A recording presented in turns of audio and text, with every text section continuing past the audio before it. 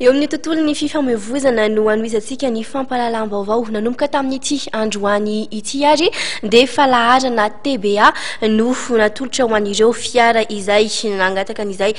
izay mangataka ny laharana izay moa ny alfabeta V ary moa no namaranana ny laharana TA izany hoe ny TAV dia ny farana ny zoma lasa teo ny laharan'ny fiarakodia mitondra an'izay. Manomboka androany no nivoaka ny laharan'ny fiarakodia TBA laharana 001 raha nanomboka ny volana jiona ary ny farana ny zoma lasa teo ny laharana TAV izay namarana ny laharana TA dia natomboka androany kosa ny laharana TB. Araka ny fanazavany avy eo anivon'ny sefin'ny famoahan-daharana dia ny didim-pitondrana avy amin'ny ministeran'ny ati-tany moa no mametra ny serin'ny laharana izay mivoaka. Centre immatriculateur zany dia fitoerana anankiray service eo ambany fehin'ny ministeran'ny ati-tany izay miandraikitra ny fanomezana carte grise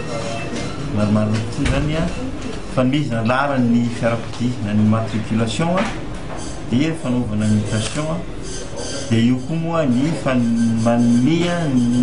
fahazoan-dalana mamily fiarakodia na ny permis de conduire dia tamin'ny azoma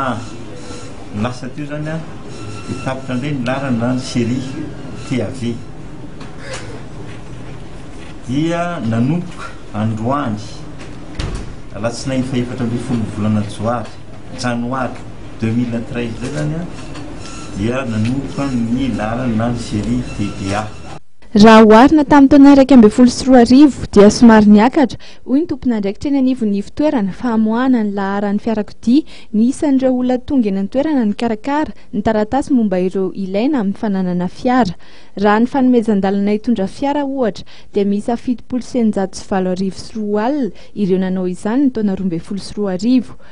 9,907 alina kosa ireo nangataka ny momba ny fanomezana laharana fiara ary 9,704 alina no isan'ireo ny karakara taratasy momba ny fifampivarotana fiara. Ezahana hatrany ny tompon'andraikitra eny anivon'ity sampana ity anafainganana ny asa amin'ity taona 2013 ity isan'izany ny fanomezana fahazoan-dalana hitondra fiarakodia izay atao 20 andro ny fahazoana azy raha iray volana izany teo aloha.